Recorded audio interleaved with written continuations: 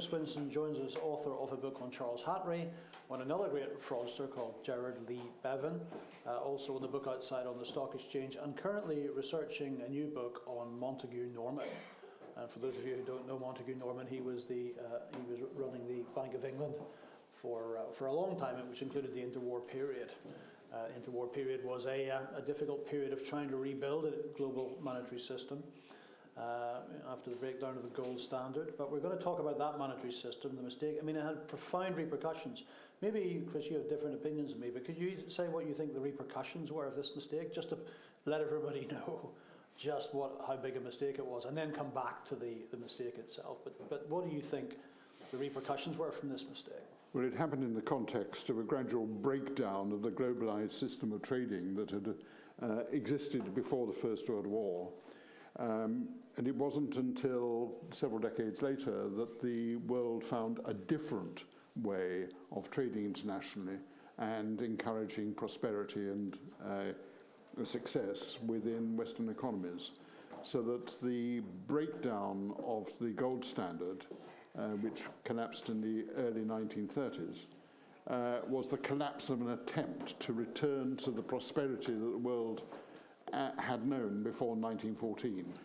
And it contributed both to general depression, but also to the return to war in 1939. It was catastrophic, in fact. So monetary systems matter? They matter enormously. Globalization isn't possible without some way of mitigating, controlling currency risk. In the European Union, that function is fulfilled by the euro. Before 1914, that same function was fulfilled by what was called the gold standard, which was a system that didn't depend on international treaties and formal agreements, but depended on countries individually realizing that as a result of the discounts they could achieve in international borrowing by showing that they followed the gold standard, it was worth their while implementing the gold standard policy in their countries. So it was an informal system that existed partly because countries saw self-interest in complying with the rules of the gold standard, but also because there were very few centres where you could go and borrow and where the discounts could be received, the main one being London. And it was the availability of lots of money for international infrastructural investment in London that made the gold standard possible. So we need to get to the mistake. How did it all come to an end? And what were the mistakes that led to its end? Or some people would say it was inevitable. It was a movement to democracy. It was going to be the end of hard money. Do you see flaws, mistakes by individuals, or do you see this as some historical inevitability that we'd move towards a softer form of money? There is no question at all that the countries that had followed the gold standard were facing a change in international regime that they didn't understand initially. If you look back at the negotiations that came to some sort of peace in Versailles in 1919, they were supremely affected by the 14 points of President Wilson, who laid down his expectations of a peace settlement in 1917-18. One of them was there shouldn't be the sort of private deals that had existed between countries before 1914. He encouraged democracy, and he was basically encouraging open democracy leading towards international agreements between countries. As I've just described, the gold standard wasn't a formal treaty-based system, but the change in diplomatic method from one that relied on people following their own self-interest and agreements between individual countries, the change from that system to the one that President Wilson was talking about, in the end resulted in the world wanting a system that depended on international agreements and treaties, which was what followed the Second War and which didn't follow the First War. So why not? I mean, obviously Congress refused to kind of endorse Wilson anyway, wasn't it? Was that the failure? Did it begin right at the start where Wilson didn't have the support of his own legislature? That was the first and critical one, partly because it made international agreements on monetary policy extremely difficult. but secondly because it meant that America was kept out of the basic conferences that negotiated monetary matters in the early 1920s. So the Great Conference of January in 1922, which was called by David Lloyd George, who wanted to renegotiate the Treaty of Versailles. America wasn't represented at all, and the result was you had the power that was going to be the most prominent economic power excluded from negotiations. And the result was that they ended up in positions which America would not participate in, and which stymied everything. There are, there's two wonderful books on this. Golden Fetters by Barry Eichengreen, this period between the wars, and the Lords of Finance. Lords of Finance is particularly interesting because it seems to say, the great man view of politics is kind of very much out of favour. But it looks like these individuals who tried to do this, it was partially due to mistakes made by individuals, powerful individuals, influential individuals. Does it fit? Do you think, is that your analysis of this, that there were individual human beings who made mistakes that led to World War II?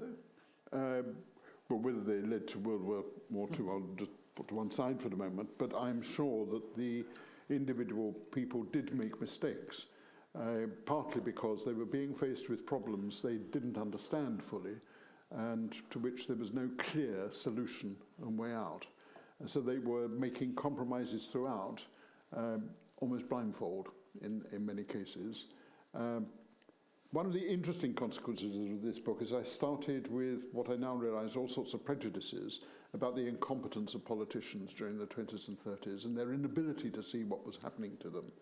And I ended, not quite for all of them, but for many of them with a great respect for the difficulties they faced, that is, problems they didn't fully understand, and for which there was no academic consensus about ways out.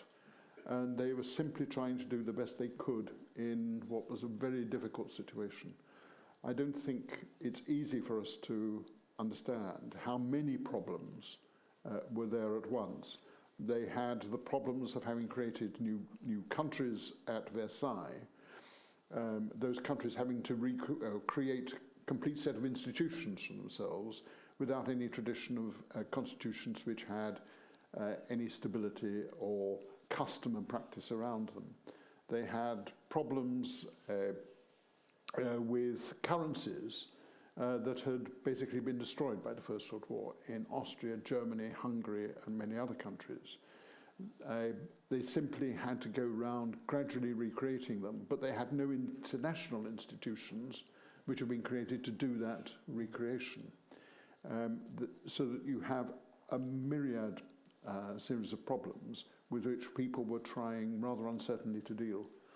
With the benefit of hindsight, we often would make better decisions, but do you think it could have been done, or it just couldn't have been done given the seismic political change after World War I? It was just not possible to reconstitute a global monetary system based on gold ultimately after World War I. I do hate saying that something's impossible. There's always got to be surely some way of doing something better. But it wasn't that people weren't trying and didn't have a good outcome in their minds. This was difficult. Just to give one simple example. The Treaty of Versailles made no provisions whatsoever for the recovery of the economies that had been at war and the recovery of international trading. There are no provisions in the Treaty of Versailles concerning the reconstruction of currencies. The first call for that to happen came at the beginning of 1920, when an international consortium of bankers basically signed an appeal to the Allied governments to do something to create economic circumstances in which international trade could return. That led to a conference in Brussels in the autumn of 1920, which basically said that something should be done. Because at that point, there was no agreement that the League of Nations should have any role at all in international reconstruction. There was no provision in the League of Nations Charter for economic reconstruction to be the responsibility of the League. That began with a provisional committee in the autumn of 1920 following the Brussels conference. But then they didn't have political support from the main Allied governments for the League of Nations to have effectiveness in this area. There was an argument, believe it or not, you might recognize the term, about the sovereignty of nations, that giving the League of Nations power would undermine the individual sovereignties of the Allied governments. So they resisted it. It wasn't until then, the beginning of 1922, when there was a recognition that Reconstruction had to take place, and Reconstruction began in Austria and Hungary through the League of Nations. Just note, you've already gone 4 years from 1918 to 1922 before serious internationally inspired reconstruction attempts are being made. 1922 is the year before Germany's hyperinflation, so it took a while to work because Germany had to go through that hyperinflation first. Absolutely right. What I'm going to try and do is bring this forward, and we're going to do the lessons and then try and look at what it might mean today. But these individual decisions by politicians. So let's talk about Churchill and the chosen exchange rate that Britain rejoined the gold standard at. He said it was his biggest mistake ever, and he did make quite a few. So what was driving that choice? So the mistake here is the choice of exchange rate. At least he thought. I think most people think it was just the wrong exchange rate. What led someone to make? I think I know the answer to this, but what do you think led to that fundamental error of pegging at the wrong rate? There are a number of different factors running at the same time. If you take Churchill himself for a moment, you need to remember that he had just rejoined the Conservative Party from the Liberal Party. He was distrusted by large sections of the Conservative Party and was a surprise choice as Chancellor of the Exchequer in November 1924. The point I'm on is that Churchill needed to feel safe, a part of the team, orthodox, so that he was susceptible to arguments for orthodoxy, going back to the pre-war parity and the gold standard. He was not in a strong position to guard against that. The other arguments, however, which were also flowing, started from the city and from the civil service. The city in 1918-1919 wanted to get back to 1914, when the city was king internationally and the world depended on it. They believed that the way to get back was to return to the gold standard, to the pre-war parity of 486. And if they could only get the economy back to gold at the 486 parity, the city would be able to lead the international economy again and make money out of it. The civil service liked it because they believed that the gold standard was an automatic system, that it wouldn't involve either the politicians or the civil servants in managing the economy. You just let it run itself because everybody knew the gold standard rules, and the Bank of England did what it needed to do with interest rates, and the civil service needn't be troubled. So they liked it. Plenty of people warned of the consequences, Keynes obviously, and we had this gross deflation that followed, gross unemployment, a general strike, but it seems that, I mean, I realise it was the Conservative Party, but the views of Labour and Keynes and the economic consequences of this rate were ignored. Well, it's worse than that. Keynes didn't argue against the gold standard in 1918-19. He did argue against it from about 1924-25 onwards. He started by supporting the gold standard. If you go back to 1914, you'll find him arguing in favour of it. But because the committees that looked at monetary policy after the First World War were started by the civil service and run by them, the man who set up the first investigation committee was a man called John Bradbury, put himself on the committee and made sure that the committee took no evidence from the Treasury or anybody else. He said, if you want to know anything about the Treasury's view, I can tell you guys, you don't need Treasury witnesses. And there was never a formal investigation of the appropriateness of the gold standard after the First World War by any government committee that looked at this. So what we're talking about here is political economy. You know, it's nice to think that there was an inevitability to this thing falling apart, but there were political decisions driven, Yes. gerrymandering even, to get to a decision that was wanted in the context of financial history. And our last presentation, and the one before that on the trust mandate, a lot of these very basic factors fed into this great global calamity, right? Yes, yes. And behind them all in Britain was this man, John Bradbury. If you do the nerdy thing of going through every committee that looked at the gold standard and monetary policy from 1917 till 1931, you'll find Bradbury is on every committee and at every meeting. Are you the first person to find his fingerprints all over this, or because there's none of them I've come across in financial history, Bradbury? Well, whether I'm the first one, there must be others. He was known to be important to this. And it is... You see, one of the odd things about looking at the gold standard and Montagu Norman is that Winston Churchill says he was the guy who thought this up and he persuaded me and it was the biggest mistake of my life. But Montagu Norman was not an intellectual. There is no case in which Montagu Norman puts forward an argued case for the gold standard. Okay. He never spoke in public. And he never, in fact, there isn't a written formal case by him.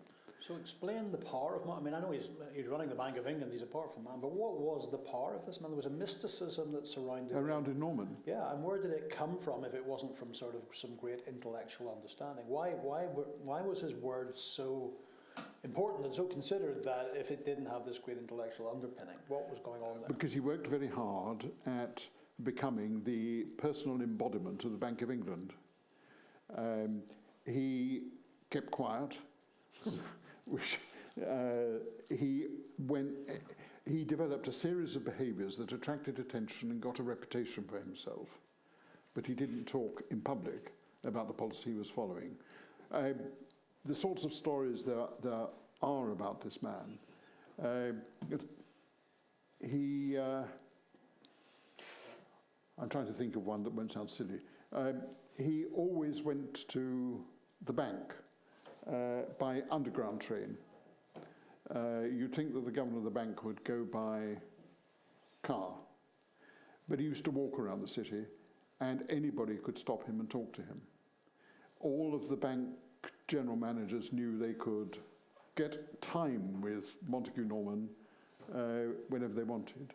Although he was said not to talk to the press, there were one or two people who always got freedom to go to him at the bank and get his view on what was happening, and they would project his view. He worked at it. At it is the answer. The photographs I've seen, he appears in a dramatic cloak with a funny hat. Was that one-off, or he used to dress? No. This is absolutely what he did. He wore a trilby. The trilby was very important to him because he travelled in the guards compartment of the underground trains every morning, and he'd put his ticket in his hat, and he was known to bow to the ticket collector at the other end. The ticket collector had to take his ticket out of his hat. All his hats had a B stamp in them, which was the B in his bonnet. And I know we know now, but I think it was even known at the time that he was subject to manic depression. Is that what you concluded from the research? That the person making these big decisions actually had a mental issue? Manic depression is the accusation made by Andrew Boyle. I wouldn't go quite as far as that. But he certainly had a very bad nervous breakdown in 1912, and ever after that used a set of mental exercises every day to keep his mind straight. It sounds odd. There was a psychiatrist in Lausanne called Roger Vittoz, who he went to in 1912, and who had developed a series of mental exercises for people who were suffering from ennui, as he called it, which might more popularly, or more generally be known as ME now. And he used these regularly every day. They were mental number and word exercises that he would use. And he left behind summaries of letters which he wrote every week to Roger Wittels, summarizing his recovery from the breakdown, which records how these exercises helped him overcome the difficulty he had had. We're building up quite a picture of the people who made these decisions that changed the world. We could keep going. I would just want to talk about Hjalmar Horace Greeley Schacht of Germany. A man, we have his autobiography in the Library of Mistakes. I think it's the best named autobiography I've ever heard. He titled his autobiography, this was after World War II and after his appearance at Nuremberg. He called it Hjalmar Schacht, My First 75 Years. On the basis that there was going to be a second 75 years. But so he was also, I mean, a hero in Germany actually, because of what he did post. He was dealt with the hyperinflation. Yeah, but what do you think of him as a rational player or an irrational player in these big decisions? Schacht was very effective as a central banker in coping with inflation. But in the 1930s, when Hitler was becoming, certainly initially a legitimate ruler after winning his election, Schacht was important in shaping the economy of Germany to support Hitler's objectives. How far he went is still arguable, but he certainly helped persuade the major industrial concerns in Germany to support Hitler's rearmament. He was important to Norman because Schacht was a counterweight to France. France were competitors for Britain in the recovery of economies after the First World War, and Norman needed Schacht to counterweight him in diplomatic negotiations. The result was that at the end of the war, there are all sorts of rumors that were spread by the Americans that Norman had persuaded the judges at the Nuremberg trials to completely acquit Schacht. He was one of only two people to be acquitted at Nuremberg. He certainly sent food parcels to Schacht during that period, and they remained friends. The precise the extent to which the relationship between them went is not clear because Norman's private papers have disappeared. Okay, so that's the cast of characters who tried to recreate this. It failed. The argument, simply put, in fact, put it very simply, is that when America went into recession, the golden fetter restricted them from running the monetary policy that could have stopped the depression. So the bad construction of this was the thing that ultimately took us into a Great Depression, yes. And ultimately took us into warfare. Is that a cause and effect that you agree to or don't agree to? Basically, yes. Yeah. So that's we've spent some time discussing all of that to point out that these were mistakes made by individuals. There's no kind of great mythical thing here. I mean, individuals made bad mistakes in reconstructing this and had exceptionally bad global consequences for tens, hundreds of millions of people. Whether it would have made a big difference is not clear. But in the middle of this, the failure to ask themselves whether the circumstances of the international economy had changed so much during the war that the gold standard was no longer appropriate. The failure to ask that question and be realistic about answering it does seem a bit of a pity. So now I want to talk about the existing today's global monetary system. And the first question people usually ask is there one? Because it certainly doesn't have a name. So Paul Volcker wrote a book not long before he died called Keeping at It. And Volcker was also a man who didn't like to say very much. He thought that was an incredibly powerful thing to do. I think he was probably right. Anyway, Volcker, in terms of the system that we've all lived through for 30 years, he referred to it as the non-system. And the reason he called it the non-system is it didn't have a name. It wasn't the gold standard, it wasn't Bretton Woods, it didn't have a name. But what you're going to hear from me is my view of what it is, what it's the consequences of what it has been, how it has been badly constructed by politicians, and the consequences of it now breaking down. And then you can join in, Chris, and tell me where I've gone wrong. But anyway, I think the modern monetary system dates to the devaluation of the Chinese currency in 1994. But more importantly, the decision thereafter for China not to allow the currency to appreciate. So remember, we all talk, well, this is a new world. All currencies are flexible that we live in, so there is no global monetary system. But actually, there was one player in this system who chose to peg their currency or link their currency to everybody else's, and that was China. Now, that was irrelevant, really, in those early days, because China was a very, very tiny economy. But what it succeeded in doing was mobilizing the greatest number of people in history, from the land to industrial production, mobilizing probably the greatest move in capital in history through its captive banking system, running the greatest investment boom in history, at least in the time frames we're talking about. I mean, this, in its time frame, far surpasses what was happening in the United States in the 19th century, but all the time linking its currency to the United States dollar. So the consequences of that are it starts to run these very large external surpluses, and the monetary impact of that is it finds itself as a very large buyer of United States securities.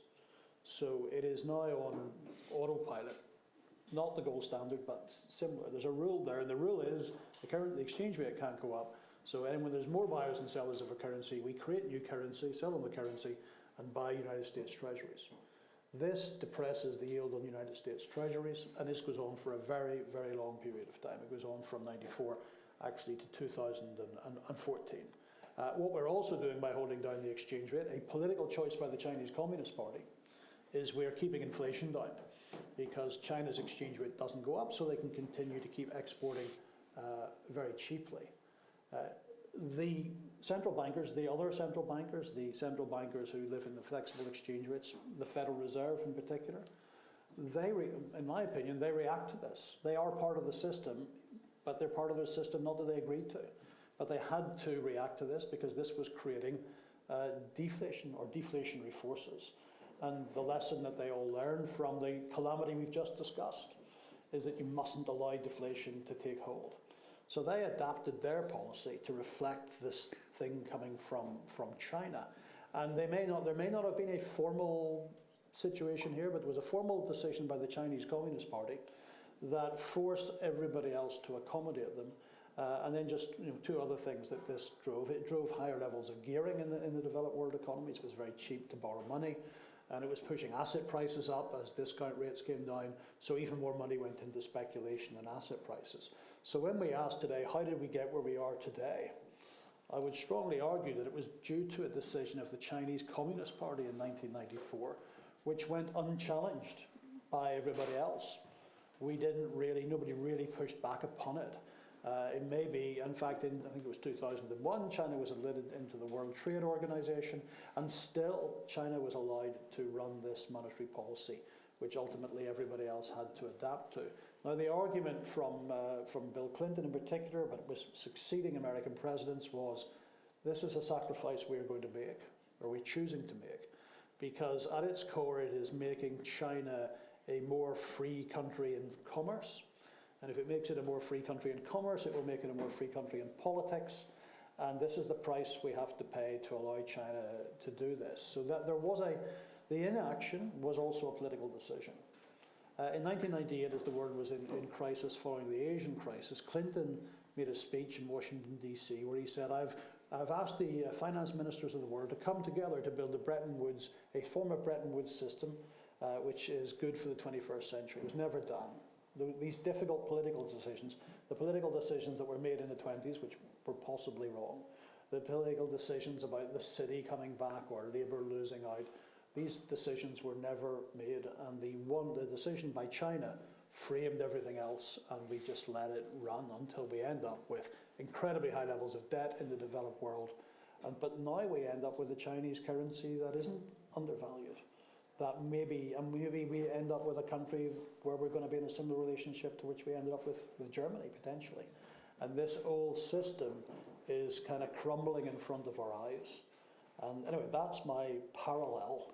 Any comments on any of that? Well, I think there's a lesson I would just refer to. What was happening in the 20s and 30s was effectively a stage in the Thucydides gap analysis, in that the country which had previously been top dog, a dominant character in the international economy, Britain, was losing its position and being supplanted by the States. At the time, people knew something was happening. Many people guessed the direction in which it was moving. Many people in Britain, in the city in particular, thought that could be reversed and avoided. The gold standard argument is about trying to reverse that trend. But the point is that it's very difficult when you're in the middle of strategic change of the Thucydides type to know which way you're going, how quickly you're going, and what are the critical moments in that happening. So the reason I think we're at the critical moment is because of the adjustment domestically in the Chinese economy. So managing your exchange rate can also lead to deflation. That was the argument, wasn't it? That's why we had the deflation. And it seems that China's tipping into that. Its self-imposed restriction, i.e. the exchange rate, not as stern as the gold standard, but a restriction nonetheless, is preventing it from responding to what's going on in the local economy and forcing it into a deflation. So we have falling consumer prices, falling producer prices, falling property prices, distress in the credit system. This is beginning to feel a little bit like maybe 1930, not 29, maybe 30 or 31. And to get out of it, the prescription would be, and Irving Fisher invented this in 1932, the prescription for this is print money. But how do you print money with a stable exchange rate? The same problem the Fed was in. How do you print money and stay in the thing? So it seems to me that the timing of this is coming to fruition because most politicians do not choose to force their economy through a deflationary bust, which is one of the lessons that we learned last time. That's right. And it only happened in the end when there was no alternative. Yeah, that's a bit depressing, actually. So now the real problem we have is to work this out last time. What happened last time is it actually came through the ballot box. We had to get a new president. The president didn't run on ending the gold standard. I see, yes. So he didn't run on ending the gold standard, and he told everybody he was going to sustain the gold standard, and he abandoned it. But China's not going to do it through the ballot box. So we are going to have to work out, we're talking about that array of characters who made these big decisions that changed the world. Now we're talking about one man in Beijing who's got this huge decision to make, which will change the world. In the end, the resigning from the gold standard in this country in 1931 was a decision not of the governor of the Bank of England, nor of the Prime Minister. It was a decision of the deputy governor of the Bank of England, because at this point Montagu Norman was on a boat to New York trying to recover from a nervous breakdown. It was his deputy, Ernest Harvey, who made the decision, and he made it for the government. I think we can safely say that it won't be the deputy of Xi Jinping who makes this decision in China, and even if he's gone out for a run that morning, I don't think it's good. So it's bizarre because we are forecasting what we call a capitalist system, but I think we're now ultimately forecasting on the decision of one member of the Chinese Communist Party, and that's back to this very difficult decision on how you judge their decisions. Is he going to get it right? Is he going to get it wrong? How long is he going to wait? Well, he'll end up with a position that we all have to cope with afterwards, yeah. Whether it's right or wrong. The coming point is also, something that's implicit in all of this. Under the gold standard, when the system was an informal one, no formal treaties or agreements, it relied on individual countries running themselves and running their policies for their own interests, whatever system of government they had. That was supplanted by an American system which depended on democracy, individual countries, democratically agreeing between them, formal agreements between themselves. And you, under the American tutelage, have had an international system that depended on formal agreements, democracy, and so on. When the change you're talking about happens, if it happens, towards China now, you will end up with an international system and an encouragement of individual governance systems within countries that match China's interest, because that's what's happened in each of the previous stages of this process. Wow, no, that's not a conclusion I'd come to. That's a very scary conclusion. So let's talk through that. So there is a Cold War with China. That's what we're kind of talking to. There's two decisions here. Yes, the currency's overvalued, and that's a decision on that. But also we're heading into a Cold War with China. What do we learn from this period about how we reconstruct this system if there's now two blocks. We're effectively talking about there being two blocks: trade blocks, investment blocks, monetary blocks. The rest of us, assuming we're not going to be part of the Chinese bloc, I think it's a pretty good guess. How do we reconstruct this, or what have we learned from the past about how to reconstruct this? The first thing is I think you'll start by saying that there are going to be two blocks and they're separate. But in the end, you'll have to come to some sort of accommodation with the Chinese bloc, because that's the one, if the Chinese bloc wins, you'll have to come to an accommodation with the Chinese bloc that suits their approach to international agreements and international governance and so on. It may not be what you're suggesting, that is two blocs agreeing between two blocs. We were supposed to talk about other things apart from Sorry, this. No, but that's my fault. So it's just what's happening. Can we just note that down? And yeah, no, I take full responsibility. So, but I will just briefly talk about this, and just a little bit humorous interlude at the end before we go to Q&A, which is mistakes. We were talking about this grand mistake, which may or may not have parallels for today. But a couple of weeks ago, we at the Library of Mistakes held the inaugural Mistake of the Year competition. We are intending to do that going forward to coincide with Davos, but we were a bit late this year. So and I wanted to talk about these mistakes because they're more micro. They're all made by human beings, of course, but they're not on the grand scale. They're on a smaller scale. So we asked our readers, we call them errorists. We asked our errorists to nominate. When you put that into an email, you have to be very careful with spell check when you put in errorist. Particularly if you have an accent like mine, you have to be very careful what it comes up with. So the errorists give us lots of nominations, and we picked our three winners for Mistake of the Year 2023. And they are number 3, and I think their lessons. The whole point we do this is because our lessons is Credit Suisse. Credit Suisse was one of the most storied names in finance. I think 1854, born 1854, died 2023. And the interesting thing about this one is it was you could see it coming for a very, very long period of time. It was kind of forecastable year after year after year. It didn't have to happen necessarily, but obviously it did happen. And it was the acquisition of services companies, ultimately at far too high a valuation, buying access to assets which go up and down in the lift every day, and one day came down in the lift and walked out the door. And if you repeat that and repeat that and repeat that long enough, you weaken your balance sheet, and inevitably, or not inevitably, but ultimately you lose depositors. So we put that in at number 3 because it is one of the famous names in finance that we lost last year. In number 2, we put FTX.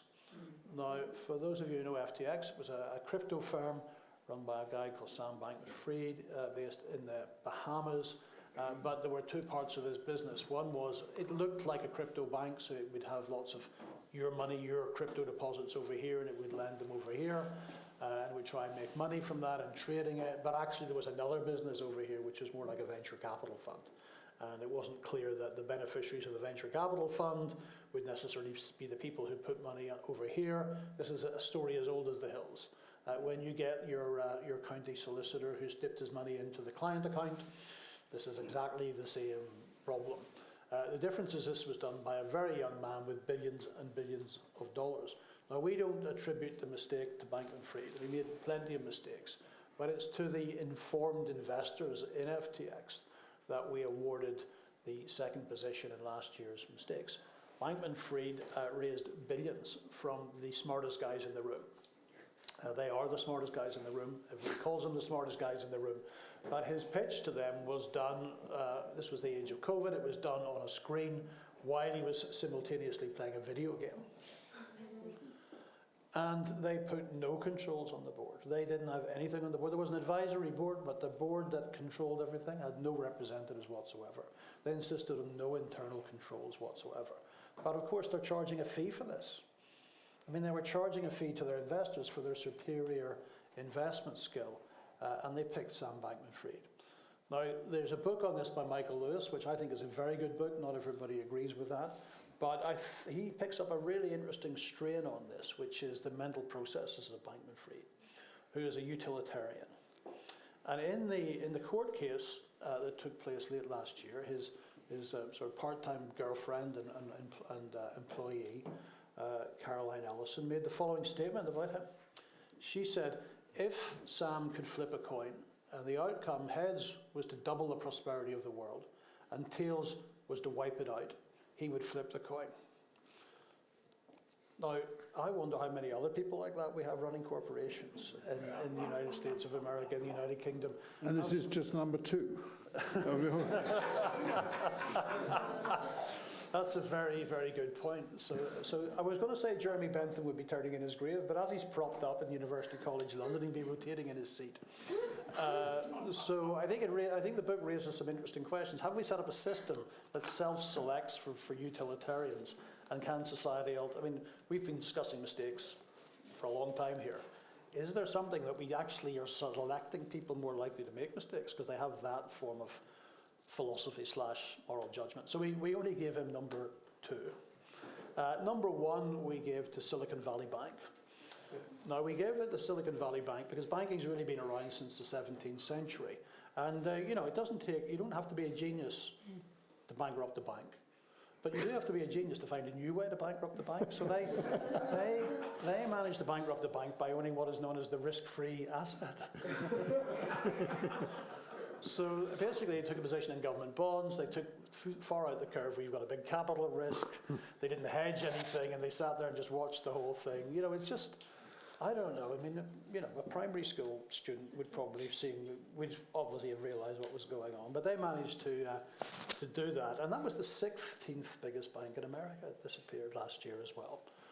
Must be not one that was making the headlines, but a very big one. The other thing they did is they took all their deposits from roughly the same people. They had very large-scale deposits. I'm sure you all know that in the United Kingdom here, your deposit in a bank is protected up to £85,000. In America, I think it's $100,000. But 85% of all their deposits were with people who had such large deposits that they weren't covered at all. And they basically all knew each other. These were venture capital funds who were holding all this money on deposit.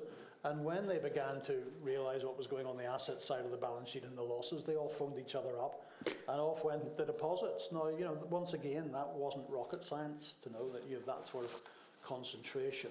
So, mistakes, sometimes there's a new one, but often they're the same one. But I think managing to wipe out your bank investing in the risk-free asset was quite an achievement. So we awarded it this year to Silicon Valley Bank. There is an award. It's sitting in the Library of Mistakes, should they ever come to claim it. So, I mean, I do that to, what we're talking about, misfails that didn't have to happen. I don't think any of those had to happen. They were basic failures of intelligence and governance. And they were basic. They weren't, you didn't have to even go to university to realize that these were mistakes or high risks. So that's what we're talking about. They happen on a micro scale, they happen on a macro scale. I'm going to go to questions, but do you have anything to add on any of that? I mean, you're an accountant, so you've seen a few of these. But I suffer from being very boring as a result of being an accountant. The only thing I was going to add is the thought that often these failures happen because people want them to happen. In other words, in the gold standard case, Britain sustained the program of trying to get back to the gold standard for as long as it did, because it desperately wanted it to be as successful. It was an exercise in wish fulfillment in one sense. Okay, so shall we leave that with, we'll leave it with Jagger and Richard, shall we? You can't always get what you want, but sometimes you get what you need. That's often true with a lower exchange rate, isn't it? Often you find after, the devaluation of 1992, yep. That's really what we needed, yes. Even if it's not what we wanted. Yes. Yeah.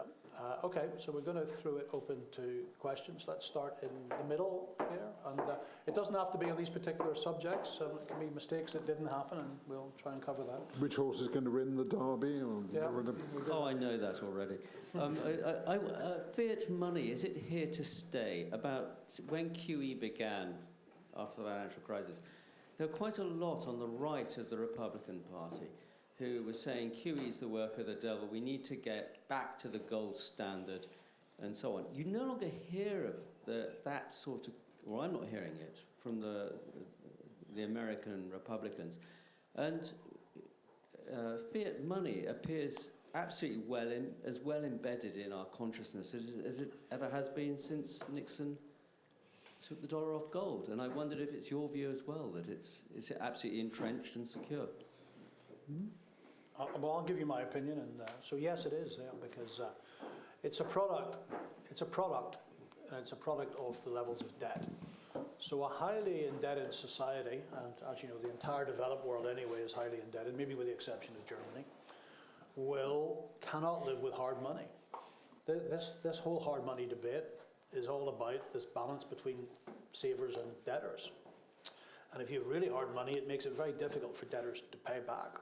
So when you're living with the highest level of debt to GDP ever recorded in human history, it's unlikely that we decide to abandon fiat currency and go back to the gold standard. And I think it's worth remembering that when Margaret Thatcher comes to power, we have the lowest level of debt to GDP we'd had, I think, possibly since before World War I. Because somebody else, using the fiat currency system, had destroyed the value of the debt. This allowed Margaret Thatcher to have not hard money, but harder money. And the people were ready. The people voted, in that famous election at the end of the 70s, we combined high inflation and high unemployment. And they were told that harder money would solve that problem. So they voted for harder money. That was part of the whole thing. We can't do that now. I think debt to GDP was down for the government at 32%, from society at 100, we're now at 254. So I think it's very unlikely that we, and this is the entire developed world, not just the United Kingdom, make a decision for hard money. Wealth redistribution is also part of this. The reason that the guys in the City of London wanted a hard currency is it was good for savers. They wanted to go back on at the pre-World War I exchange rate because it was honouring savers. But there are young people to consider here, there are debtors to consider here. So given the kind of whole setup where we are, I can't see us choosing hard money. You're the gold standard guy, and even you're shaking your head, right? I am. I don't see that coming back. There was a fundamental change, I think, after the 1418 war. The gold standard system was basically a system that protected creditors. And when it went, they had to look out for themselves, and I don't think that's changing. Okay, so why don't we go right down to the front?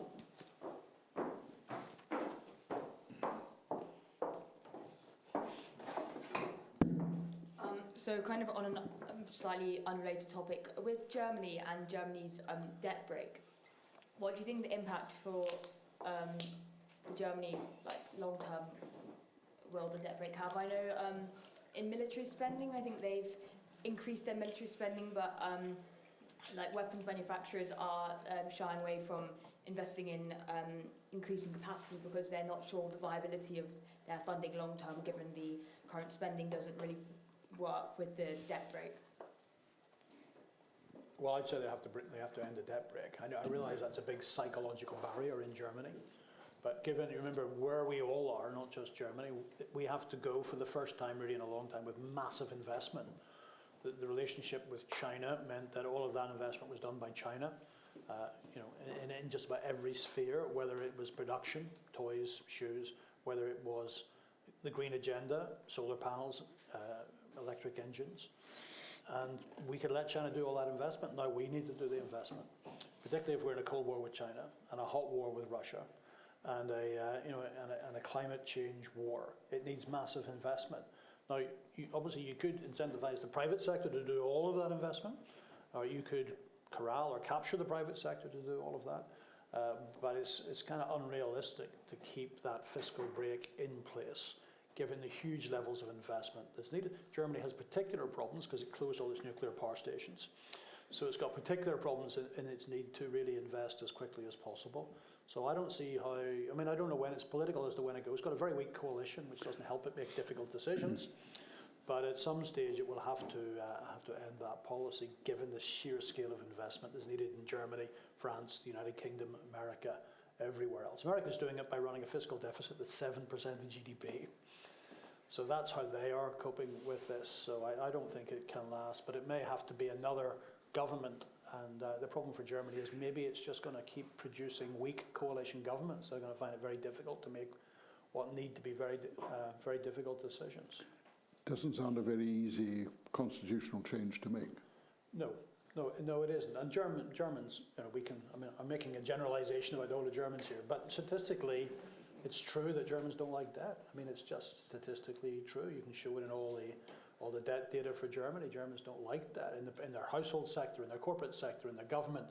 So there would have to be it's the most difficult country to make that change because of its historical association with guilt. There's a very good book on this by Michael Lewis called Boomerang, where he looks at the German relationship with debt. And he says in the German language, the word debt and guilt are really the same word. And that suggests that it's deep in the psyche. But there does need to be a change. In the middle, this lady in the middle. Sorry, we'll do that. And then just directly in front. Nick, just on your left. Yeah, I thought you had your hand up. Regarding the investment into China during the 90s after the deflation of RMB, I wonder what were the international or American policymaker and investors were thinking, because China has always had a very complicated and let's just say potentially dangerous geopolitical issues regarding Hong Kong and Taiwan and South China Sea. But what was the reason that they think that they can compartmentalize and the risk, and to also prevent China from taking over Hong Kong or taking over Taiwan? Or is it purely, or they are just severely underestimated? In my view, they made a political misjudgment. Political misjudgment? The lenders. The lender. And the lending governments, because they misjudged the extent to which the Chinese character would change to be convenient for Western economies. I think they also looked at a very weak China. China was exceptionally weak then, and they said, well, China's not a threat to Taiwan and Hong Kong. It's just not a threat. I mean, it was effectively on the verge. Or maybe it's some kind of short-sightedness of policy making. Yeah, well, look, that as well. And profit-driven. Yeah, but when this started, China was not a major economic superpower, and it was not a military superpower. Yes, either. but then the year later there was a North America free trade agreement between America and Mexico. There is so in my second book, there is a famous meeting in 1998 with Larry Summers where he goes to see the Chinese, and everybody else has devalued their exchange rate, and the great fear in the world is that China will also devalue its exchange rate and decimate the world. And the allegation, unproven, is that Summers did a deal, and the deal was to China, you don't devalue the exchange rate, you get into the WTO. Now, in my opinion, that was one of the biggest mistakes in political history. And I should say, in case Larry Summers is listening, I have no evidence that actually happened. But yeah, there were compromises here. There were short-term compromises where I think, whatever you think of Chinese leaders, they do have a longer-term time frame than politicians, and we must not let them devalue, and one of the things was a huge strategic error to keep this whole thing going. But you've got to remember the China they were dealing with then was a very different China from today in terms of its political leadership, its economy, its military. Yeah, but that was just a couple of years after the 1989. Yeah, I know. And for a couple of years after 1989, nobody did very much, and then suddenly everybody forgot. So it's very profit-driven. Yeah. And because of extremely low labor costs and huge population, cheap labor. Yeah. So it was profit-driven, but remember there was an ideology behind it in the West. If they get richer and they get will more become freedom, more democratic. Correct. That was the equation, and I would say up until 2012 it was kind of working. I think we better move on to the next question, which is just in front of you. I think this might be the last question. Okay. Where was it? Given that money is in essence a fantasy, it doesn't really exist, except when we believe in it, was perhaps the biggest mistake human beings ever made to move from barter to money. Do you remember it? Well, it's funny you mentioned that, but in the very high inflation of the 1970s, I think there was a bit of that going on, but do you want to begin on that? I'd be interested, where is Jared? Is Jared here? You were talking this morning about your father-in-law who dealt in milk. Presumably he uses money to a slightly greater extent now. Does he regret that change? He's not here. Oh. So, screw that up. well, if I go back to 1990, Asian financial crisis, the Indonesian rupiah is falling out of bed, it's losing value, and people begin transacting in packets of Marlboro cigarettes. And to your point, this was because there was a crisis. When money is driven out or destroyed, and we go back to that form of barter, it's because of things are really bad. I mean, the one place where there's really no money but lots of barter is in prison. Anybody who's a fan of the great British sitcom Porridge will know that cigarettes is a form of currency. And there's a really brilliant, written in the 50s, analysis of monetary systems in prisoner of war camps during World War II. It's misery without money. It's misery without it. Barter, if we went to barter tomorrow morning, we'd have a 60 to 70% collapse in GDP. So money, I think, is one of our greatest inventions of all time. It gets misused, and it can be, and we can go through a whole ream of things. But you know, the reason that we're sitting here today is because we invented this thing called money, and without it, we'd probably still be living in a medieval castle rather than sitting in a medieval castle. So I should give you a chance to reply because I think you maybe have a different opinion. Well, I just wondered, I mean, as more and more people will use online to make transactions, Yeah. money is becoming less and less as a physical thing that we know the value of. But it's still money. I mean, it depends what you think. Does that not make it more vulnerable?